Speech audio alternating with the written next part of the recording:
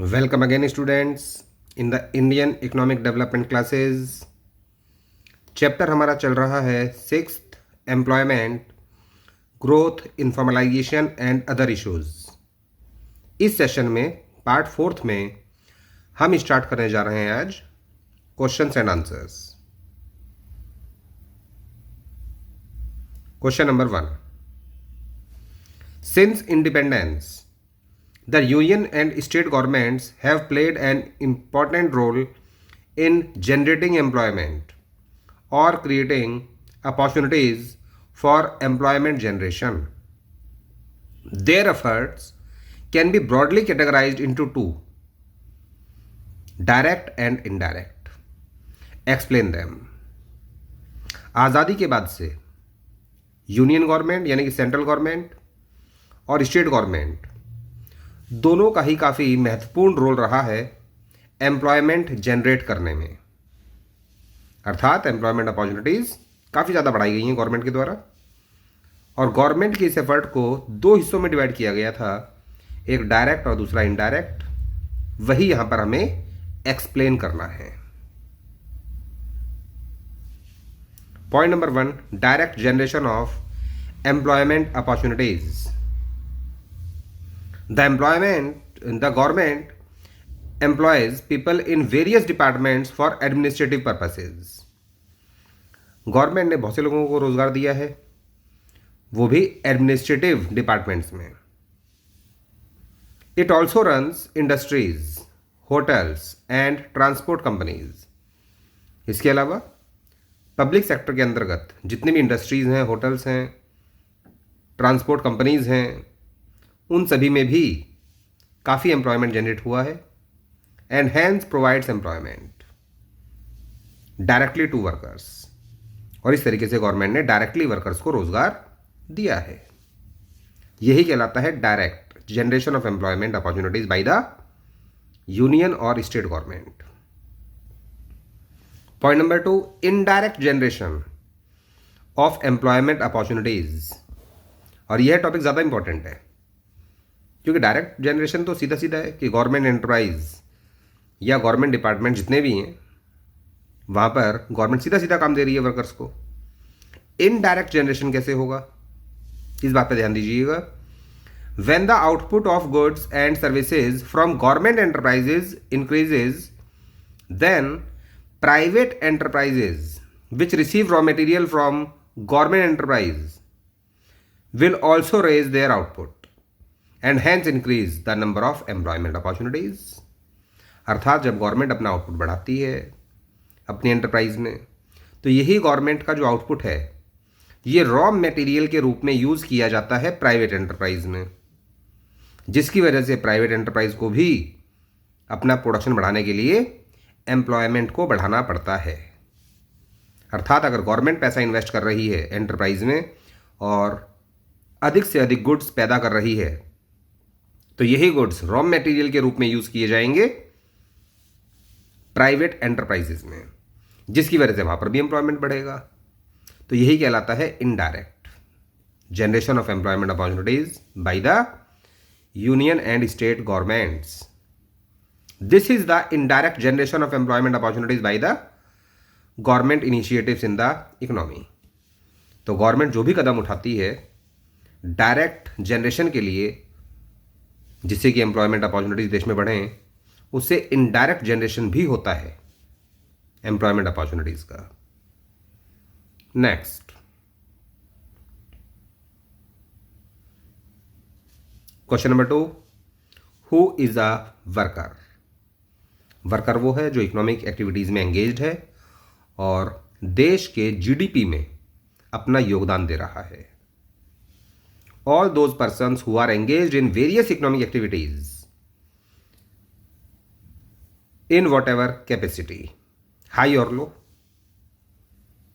and hence contributes to gross national product या gross domestic product लिख दीजिएगा, कोई उससे फर्क नहीं पड़ेगा। ग्रॉस नेशनल प्रोडक्ट या ग्रॉस डोमेस्टिक प्रोडक्ट में अगर कोई भी व्यक्ति अपना योगदान दे रहा है तो वो वर्कर है, चाहे वो इकोनॉमिक एक्टिविटी कैसी भी कर रहा हो, हाई कैपेसिटी से या लो कैपेसिटी से, उससे कोई फर्क नहीं पड़ेगा।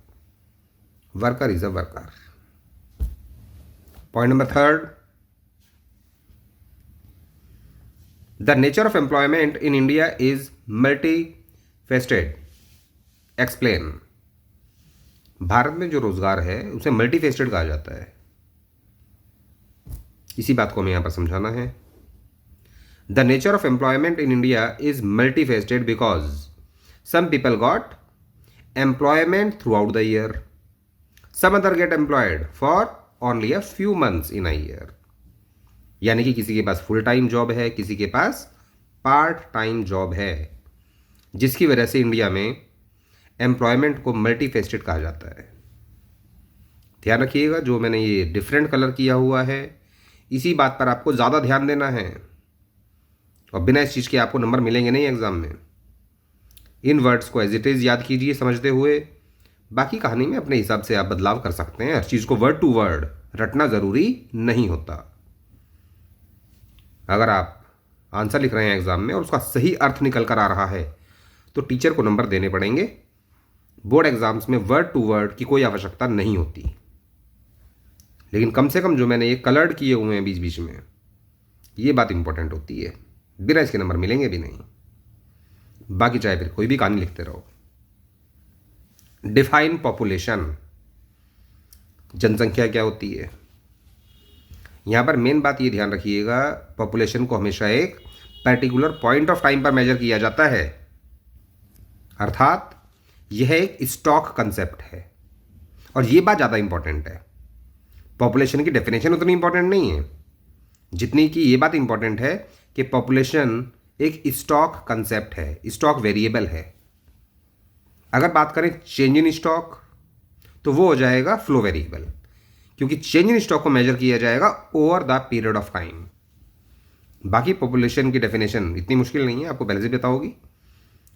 Population is defined as the total number of people who resides in a particular locality और अ कंट्री. एक पर्टिकुलर लोकेलिटी में या एक पर्टिकुलर कंट्री में टोटल नंबर ऑफ पीपल जितने भी रहते हैं वही उसकी जनसंख्या कहलाती है. इंपॉर्टेंट बात क्या है? At a particular point of time. अगर यह नहीं लिखा तो नंबर नहीं मिलेंगे. और मैक्रो इकोनॉमिक्स के आधार पर यह बात इंपॉर्टेंट है कि यह एक स्टॉक कंसेप्ट है, क्योंकि इसे एक पर्टिकुलर पॉइंट पर मेजर किया जाता है. Next question number 5, define worker population ratio. Important topic. Worker population ratio.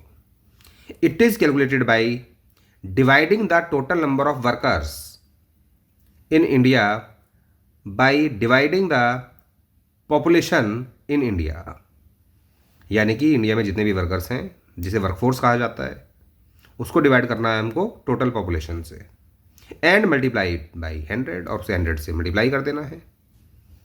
फॉर्मूले के रूप में worker population ratio is equal to estimated number of workers workforce multiply by 100 divided by estimated population. यानी कि एस्टिमेटेड नंबर ऑफ वर्कफोर्स को divide कीजिए estimated population से, और जो भी आंसर आता है उसको मल्टीप्लाई कर दीजिए 100 से, या पहले 100 से मल्टीप्लाई कर लो, उससे कोई फर्क नहीं पड़ने वाला, आंसर उतना ही आएगा. वर्कफोर्स का मतलब क्या है यहां पर? जो लोग एक्चुअली काम कर रहे हैं. लेबर फोर्स का मतलब क्या होता है? जो लोग एक्चुअली काम कर रहे हैं या काम करने की इच्छा रखते हैं, उन दोनों को लेबर फोर्स कहा जाता है. लेकिन वर्कफोर्स में केवल और केवल वो लोग देखे जाते हैं जो एक्चुअली काम कर रहे हैं. तो एक्चुअली जितने लोग देश में काम कर रहे हैं उनका जब परसेंटेज निकाला जाता है टोटल पॉपुलेशन को देखते हुए, जिसे हम लोग बोलते हैं estimated population of a country, तो वही कहलाता है worker population ratio. It is an indicator which is used for analyzing the employment situation in the country. Worker population ratio एक इंडिकेटर है, अर्थात इससे हमें पता चल जाता है कि हमारे देश में एम्प्लॉयमेंट सिचुएशन क्या है. If the ratio is higher it means that the engagement of people is greater. अगर वर्कर पॉपुलेशन रेशियो हमें हाई दिखाई दे रही है, इसका मतलब हमारे देश में अधिक से अधिक लोग एंगेज्ड हैं एम्प्लॉयमेंट में, अर्थात उनके पास काम है। और अगर ये लो दिखाई देता है, इसका मतलब देश में बेरोजगारी ज़्यादा है। Question number 6, are the following workers, इनमें से कौन सा वर्कर है? क्या ये वर्कर्स कहलाएंगे? A beggar, a thief, smuggler, a gambler, why? ये वर्कर्स हैं या नहीं? भिखारी, चोर, तस्कर या जुआरी? इनको वर्कर कहा जाएगा कि नहीं कहा जाएगा? तो भैया इनको बिल्कुल वर्कर नहीं कहा जाएगा, क्योंकि ये लोग कोई प्रोडक्शन एक्टिविटी नहीं कर रहे हैं। और अगर कर भी रहे हैं, जैसे गैम्बलर है, सॉरी स्मगलर, स्मगलर तो प्रोडक्शन कर रहा होगा कुछ ना कुछ सर्विसेज का या गुड्स का, वो बात अलग है, वो इलीगल होगा। तो इलीगल गुड्स को जो प्रोड्यूस करता है उसे हम लोग वर्कर नहीं कह सकते। A beggar, a thief, a smuggler and a gambler are not considered as workers. इनको वर्कर्स नहीं माना जाएगा, as they do not work or engage in any legal productive economic activity. इस कलर्ड वर्ड पर ध्यान दीजिएगा, इसी से नंबर मिलेंगे। ये वो लोग हैं सभी के सभी जो लीगल प्रोडक्टिव इकोनॉमिक एक्टिविटी में एंगेज्ड नहीं हैं, विच में contribute to GNP of the country, अर्थात इनका देश के ग्रॉस नेशनल प्रोडक्ट में, या ग्रॉस डोमेस्टिक प्रोडक्ट भी लिख सकते हो, मैंने बताया था, उससे कोई फर्क नहीं पड़ेगा। इनका जीडीपी में या जीएनपी में कोई योगदान नहीं है, इसलिए इनको वर्कर नहीं माना जाता। Next, why are regular salaried employees more in urban areas than in rural areas? ग्रामीण क्षेत्र के कंपैरिजन में शहरों में रेगुलर सैलरीड एम्प्लॉइज ज़्यादा क्यों होते हैं? अर्थात ऐसे लोग जिनके पास रेगुलर जॉब्स होती हैं, और ग्रामीण क्षेत्र में कैजुअल लेबर ज़्यादा मिलते हैं। ऐसा क्यों? This is because the nature of work in urban areas is different, क्योंकि शहरों में थोड़ा अलग प्रकार का काम होता है ग्रामीण क्षेत्रों के कंपैरिजन में। Everyone can not run factories, हर एक व्यक्ति फैक्ट्री नहीं चला सकता, शॉप्स दुकान नहीं खोल सकता, ऑफिसेज ऑफ वेरियस टाइप्स वो नहीं चला सकता। इसलिए वो बेचारे क्या करते हैं, क्योंकि ये लोग रिस्क लेना नहीं चाहते, तो ये लोग रेगुलर बेसिस पर कहीं ना कहीं एज अ वर्कर काम ज्वाइन कर लेते हैं। More over enterprises in urban areas require workers on a regular basis, और शहरों में रेगुलर बेसिस पर वर्कर्स की आवश्यकता भी ज़्यादा होती है। यही कारण है कि शहरों में रेगुलर एम्प्लॉय ज़्यादा होते हैं, क्योंकि शहरों में वर्कर्स काफ़ी हैं, लेकिन वो फैक्ट्रीज, शॉप्स या ऑफिसेज नहीं चलाते, बल्कि वो नौकरी करना ज़्यादा पसंद करते हैं, क्योंकि वो लोग रिस्क नहीं लेना चाहते। उनको लगता है पैसा डूब सकता है भाई, इसलिए वो लोग किसी और के बिजनेस में काम करते हैं, जिसे बोलते हैं work for others on a regular basis. Question number 8, state the advantages of knowing the status with which a worker is placed in an enterprise। किसी भी वर्कर के स्टेटस की जानकारी महत्वपूर्ण क्यों है? अर्थात वर्कर जो है वो किस स्टेटस का है, कहां पर काम कर रहा है, इसकी जानकारी हमारे लिए इंपॉर्टेंट क्यों होती है, उसके एडवांटेजेस क्या हैं?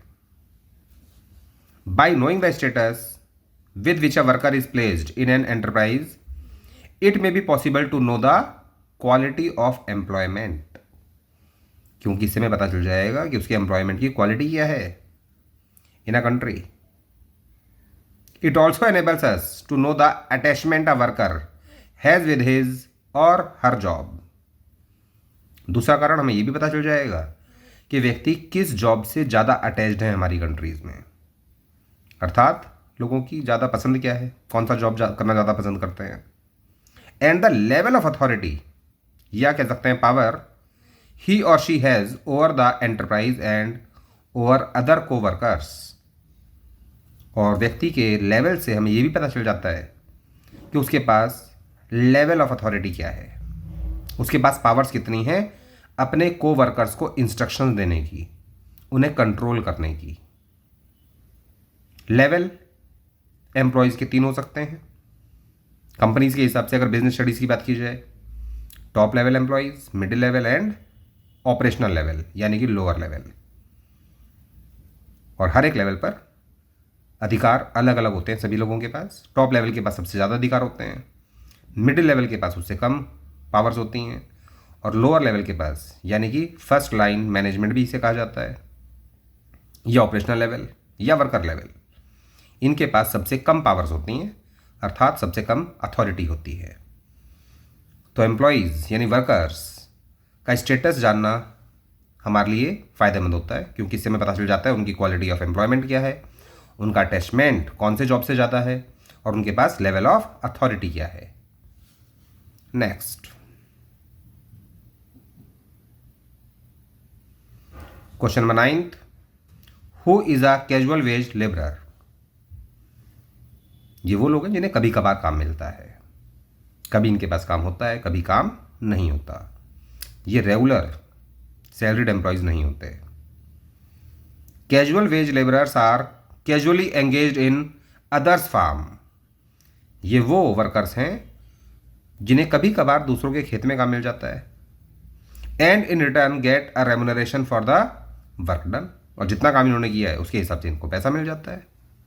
For example, the construction workers are casual wage labourers. Construction site पर जो वर्कर्स काम करते हैं उनके पास जॉब केवल तब तक होता है जब तक कंस्ट्रक्शन वर्क पूरा नहीं हो जाता। कंस्ट्रक्शन वर्क पूरा हो गया, उन्हें काम से निकाल दिया जाता है, फिर वो कहीं और काम ढूंढते हैं कि कहीं और कोई काम मिल जाए जहाँ पर कंस्ट्रक्शन वर्क चल रहा हो। तो इनके पास लगातार काम नहीं होता। Point number 10, question number 10, why are less women found in regular salaried employment. Regular salaried employment में औरतों की संख्या कम क्यों है?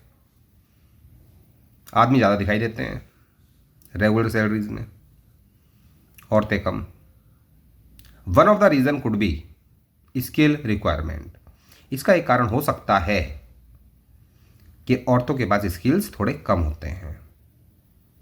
Since regular salaried job require skills, और रेगुलर सैलरी जॉब में स्किल्स चाहिए, and a high level of literacy, और लिटरेसी का लेवल भी हाई चाहिए। Women might not have been engaged to a great extent. तो यहाँ पर औरतें जो हैं, लेडीज़, वो ज़्यादा एक्सटेंट तक जॉब नहीं पा सकती यहाँ पर, क्योंकि उनके पास स्किल्स की भी कमी है और लेवल ऑफ लिटरेसी भी उनका थोड़ा कम होता है। इसका कारण क्या है? कम क्यों होता है? स्किल कम क्यों है उनके पास? क्योंकि आपको पहले बताया गया था कि अधिकतर परिवार ऐसे हैं इंडिया में जो कि अभी भी जेंडर बायस करते हैं। लड़कों की पढ़ाई पर ज़्यादा पैसा खर्च करते हैं, लड़कियों की पढ़ाई पर उतना पैसा खर्च नहीं करते। और परिवार के दबाव की वजह से भी बहुत सी लड़कियां ऐसी होती हैं जो कि बहुत ही जल्द उनको शादी करनी पड़ जाती है, जिसकी वजह से उनका एजुकेशन लेवल ही पूरा नहीं हो पाता। तो ये कमी उनकी नहीं है, ये कमी समाज की है। समाज में कहा जाता है कि लेडीज़ को बराबर का दर्जा दे दिया गया है, लेकिन रियल ग्राउंड पर नहीं। अभी हम लोग उससे बहुत दूर हैं। अभी भी हमारा समाज पुरुष प्रधान समाज है, जिस बुराई को ख़त्म कर रहे हैं धीरे धीरे, लेकिन अभी टाइम लगेगा। यही कारण है कि रेगुलर सैलरीड एम्प्लॉयमेंट में औरतें हमेशा कम दिखाई देती हैं, जेंट्स ज़्यादा दिखाई देते हैं।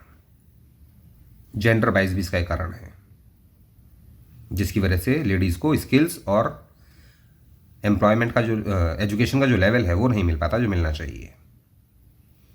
Question number 11, the self employed and casual wage worker labourers are found more in rural areas than in urban areas. Why? Self employed workers और कैजुअल वेज लेबरर्स, अर्थात जिन्हें कभी कभार काम मिलता है, ऐसे लोग ग्रामीण क्षेत्रों में ज़्यादा देखने को मिलते हैं। इसके पीछे कारण क्या है और ऐसा क्यों होता है कि ग्रामीण क्षेत्रों में सेल्फ एम्प्लॉयमेंट ज़्यादा है? क्योंकि उनके पास तो खुद के खेत होते हैं और उसी पर डिपेंड होते हैं अधिकतर। बाकी जगहों पर वो काम करना भी नहीं चाहते, इसलिए ग्रामीण क्षेत्रों में सेल्फ एम्प्लॉयमेंट या कैजुअल वेज लेबरर्स ज़्यादा होते हैं। इन rural areas, since majority of those depending on farming on plots, यानी कि खुद के खेत होते हैं, वहीं पर उसी पे डिपेंड होते हैं वो लोग खेती के लिए, इसलिए अधिकतर मेजॉरिटी जो है ग्रामीण क्षेत्रों में वो आपको सेल्फ एम्प्लॉयड मिलेगी। वो किसी की नौकरी नहीं करते, अपने खेत में काम करते हैं, that's all. Those depending on farming on plots of land and cultivate independently, और वो किसी और पर निर्भर नहीं करते, अपने आप की खेती करते हैं, अपने आप ही बीज बोना, पानी देना, कटाई करना। The share of self employed is greater, यही कारण है कि वहां पर सेल्फ एम्प्लॉयड लोग ज्यादा पाए जाते हैं। Next question number 12, identify individuals as self employed, regular salaried employees and casual wage labourers respectively. यहां पर आपको काफी सारे पॉइंट्स दिखाई देंगे, इनमें से आपको पहचानना है कि कौन सा लेबर सेल्फ एम्प्लॉयड है, कौन सा रेगुलर सैलरीड एम्प्लॉई है और कौन सा कैजुअल वेज लेबरर है। 3 कैटेगरीज पहचाननी है। सबसे पहला है ओनर ऑफ अ सलून, आसान भाषा में बात करते हैं, इसे बोलते हैं नाई, जो बाल काटता है। तो इसे कौन सी कैटेगरी में रखा जाएगा? ये है self employed. Point number 2, worker in a rice mill who is paid on daily basis but employed regularly, यानी कि एक मिल में वर्कर काम करता है, उसे मिलता तो डेली बेसिस पर है तनख्वाह, दिहाड़ी के आधार पर, लेकिन उसका काम रेगुलर है, तो ये तो हो गया regular salaried employee, regular salaried employee. Point number 3, cashier in state bank of India, अर्थात अगर कोई भी आदमी कैशियर के रूप में काम कर रहा है किसी भी सरकारी बैंक में, ये भी रेगुलर सैलरीड एम्प्लॉई है, इसे भी लगातार तनख्वाह मिलेगी। इसका काम ऐसा थोड़ी है कि अभी 2-4 दिन में काम से निकाल दिया जाएगा, ये रेगुलर सैलरीड एम्प्लॉयज होते हैं। Number 4, typist working in a state government office on a daily veg basis but paid monthly. अगर एक टाइपिस्ट को रखा गया है गवर्नमेंट ऑफिस में, लेकिन ध्यान दीजिएगा इस बात पर, ये डेली वेज बेसिस पर रखा गया है, अर्थात रोजाना के रोजाना इसको तनख्वाह मिलती है, जिस दिन आएगा उस दिन तनख्वाह मिलेगी, जिस दिन नहीं आएगा उस दिन तनख्वाह नहीं मिलेगी। वो बात अलग है, पेड उसको मंथली किया जाता है, रोजाना के रोजाना पैसा नहीं देते, हिसाब किताब महीने में एक बार होता है इसका, लेकिन है ये डेली वेज बेसिस पर।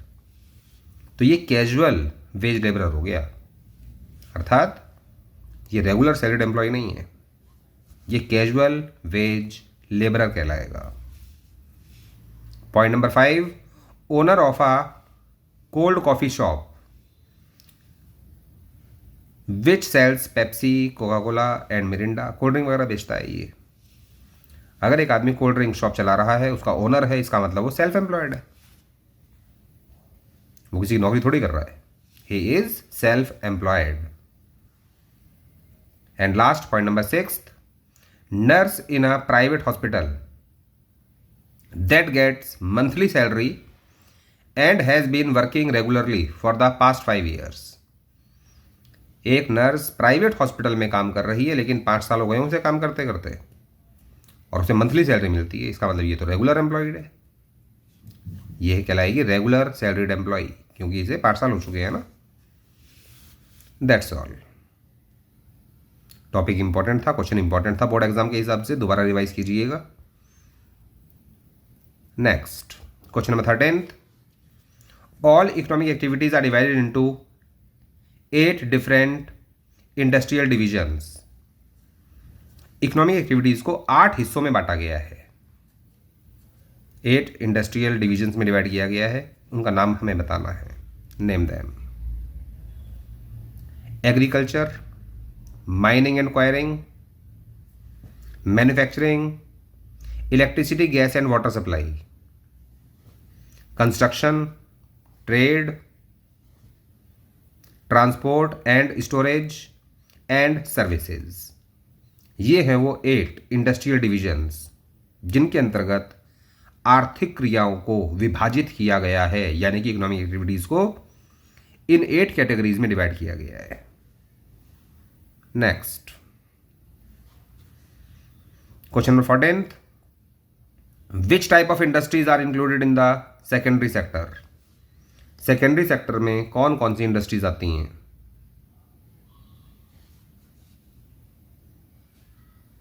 Secondary sector includes mining and quarrying, manufacturing, electricity, gas and water supply and construction. अर्थात ऊपर जो भी आपको पॉइंट पढ़ाए गए थे उसमें से पहला पॉइंट छोड़ दीजिए, वो तो प्राइमरी सेक्टर में आ जाता है। Second, third, fourth and fifth, point number second, third, fourth and fifth, ये जो कैटेगरीज हैं इनको रखा गया है सेकेंडरी सेक्टर के अंतर्गत। Next question number 15, find the odd man out. अर्थात इनमें से एक व्यक्ति सबसे अलग है, उसे पहचानना है कि अलग कौन है। Point number 1, rickshaw puller who works under a rickshaw owner. कहने का ना, रिक्शा भी खुद का नहीं है उसका।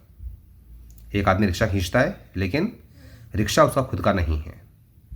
Point number 2, मसन। मैसन मीन्स मिस्त्री, जो दीवारें वगैरह बनाते हैं, चिनाई करते हैं। Third point, mechanic shop worker, एक मैकेनिक जो किसी शॉप पर एज अ वर्कर काम करता है। And point number 4, shoe shine boy, यानी कि एक ऐसा लड़का जो पॉलिश करके पैसा कमाता है, जूतों को चमकाकर। इनमें से एक अलग है। अलग कौन है? शू शाइन बॉय। रीज़न, क्योंकि ये सेल्फ एम्प्लॉयड है। बाकी लोग सेल्फ एम्प्लॉयड थोड़े ही हैं, वो तो कैजुअल वेज वर्कर्स हैं। कभी उनके पास काम होता है, कभी नहीं होता। लेकिन शू शाइन बॉय जो है, इसका तो खुद का काम है, इसे तो रेगुलर काम मिलेगा।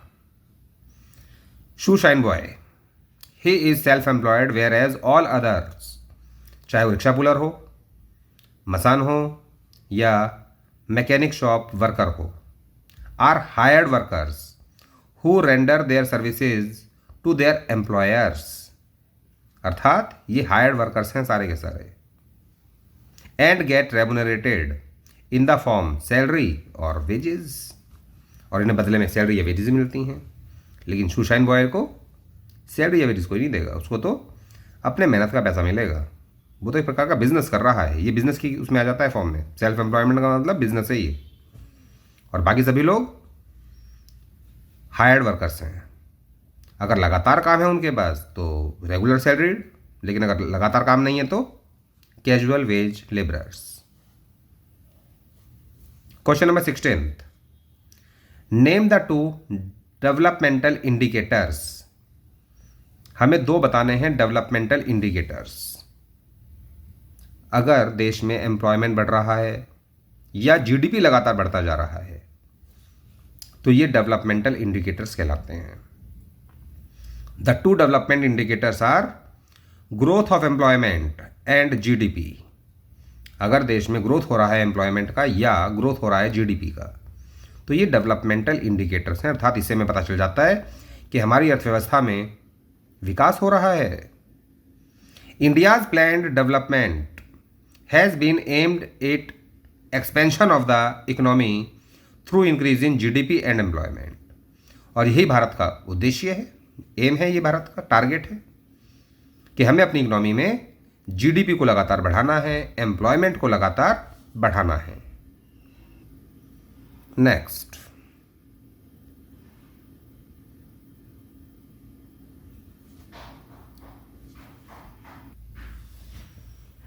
Question number 17, there is a widening gap between the growth of GDP and employment during 1951 to 2012। What does this mean? हमें बहुत ज़्यादा गैप दिखाई देता है कि जीडीपी जो बढ़ रहा है वो अलग है और एम्प्लॉयमेंट जो इकोनॉमी में पैदा हो रहा है वो अलग है। इन दोनों में इतना गैप क्यों है? क्या कारण है इसके पीछे? और इसे क्या कहा जाता है? इसे हम लोग बोलते हैं जॉबलेस ग्रोथ, क्योंकि जीडीपी का बढ़ना और एम्प्लॉयमेंट का बढ़ना, इन दोनों में जो गैप है वही कहलाएगा jobless growth. This mean that in the Indian economy without generating employment we have been able to produce more goods. इसका मतलब ये हुआ कि भारतीय अर्थव्यवस्था में बिना एम्प्लॉयमेंट को बढ़ाए हुए गुड्स प्रोड्यूस किए जा रहे हैं, goods and services. Scholars refer to this phenomena as jobless growth. और स्कॉलर्स अर्थात जो लोग रिसर्च करते हैं इस चीज पर, वो इसे नाम देते हैं जॉबलेस ग्रोथ का. Next question number 18. What is meant by casualisation of workforce? Casualisation of workforce का मतलब क्या है? जिनके पास कभी काम होता है कभी काम नहीं होता. The process of moving from self employment and regular salaried employment to casual wage workers. अर्थात वो प्रोसेस जिसके अंतर्गत सेल्फ एम्प्लॉयड वर्कर्स या रेगुलर सैलरीड एम्प्लॉयज मूव कर रहे हैं ऐसे वर्क की तरफ जहां पर उनके पास लगातार काम नहीं होगा. इसी को बोलते हैं casualisation of workforce. Next question number 19. An establishment with 4 hired workers is known as. अगर एक जगह पर 4 लोग काम कर रहे हैं, हायर्ड वर्कर्स हैं वो, तो उसे क्या कहेंगे? ब्रैकेट में हिंट गिवन है, फॉर्मल या इनफॉर्मल सेक्टर. फॉर्मल सेक्टर के लिए मैंने आपको बताया था अगर प्राइवेट एस्टेब्लिशमेंट है तो कम से कम 10 वर्कर्स होने चाहिए. यहां तो केवल 4 कार्य कर रहे हैं, इसका मतलब ये इनफॉर्मल सेक्टर कहलाएगा. अगर किसी भी जगह पर केवल 4 हायर्ड वर्कर्स काम कर रहे हैं, इसका मतलब वो इनफॉर्मल सेक्टर है. And that's all for this session.